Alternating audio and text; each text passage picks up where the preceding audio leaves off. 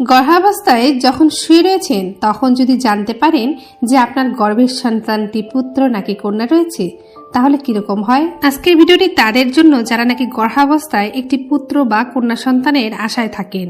যদিও বা গর্ভে থাকা সন্তান পুত্র হোক বা কন্যা হোক, কোনো মা ও ভাই সেটা বিভেদ করে না, শুধুমাত্র কৌতূহল থাকে গর্ভে যে সন্তানটা বড় হচ্ছে সেই সন্তানটি একটি পুত্র নাকি কন্যা সন্তান।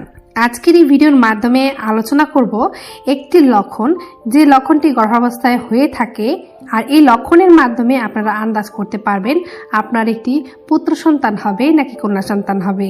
তবে আলোচনার আগে অবশ্যই অনুরোধ করব, যদি এখনো আপনারা এই চ্যানেলের সদস্য না হয়ে থাকেন অবশ্যই চ্যানেলটিকে সাবস্ক্রাইব করে বেল আইকনটি বাজিয়ে রাখুন, তাহলে প্রেগন্যান্সি রিলেটেড যে সকল ভিডিও আপলোড করা হয় সেগুলোর নোটিফিকেশন আপনারা খুব সহজেই পেয়ে যাবে। গর্ভাবস্থায় একটা নারীর মধ্যে অনেক রকমের পরিবর্তন ঘটে, সেটা প্রথম মাস থেকে শুরু করে 9 মাস অবধি এই পরিবর্তন লক্ষ্য করে দেখা যায়। তার মধ্যে একটি পরিবর্তন সম্পর্কে আলোচনা করব, যে পরিবর্তনের মাধ্যমে আপনারা ঘরে বসে আন্দাজ করতে পারবেন আপনার গর্ভে থাকা সন্তানটি পুত্র নাকি কন্যা। তবে এই আন্দাজের মাধ্যমে যে আপনি 100% শিওর হয়ে যাবেন আপনার পুত্র নাকি কন্যা সন্তান হবে, সেটা কিন্তু একদমই মনে করবেন না।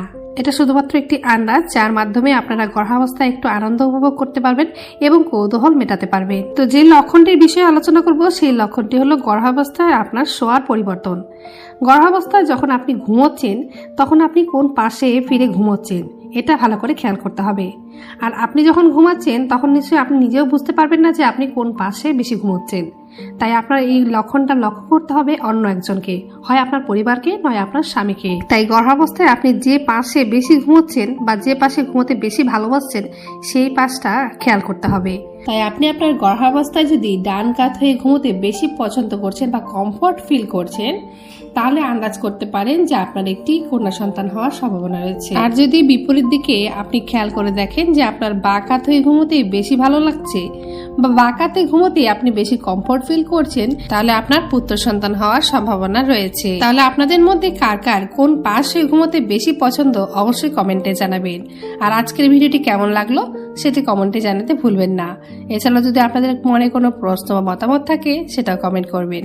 তাহলে দেখা হবে নেক্সট কোনো ভিডিওতে। সবাই ভালো থাকবেন, সুস্থ থাকবেন।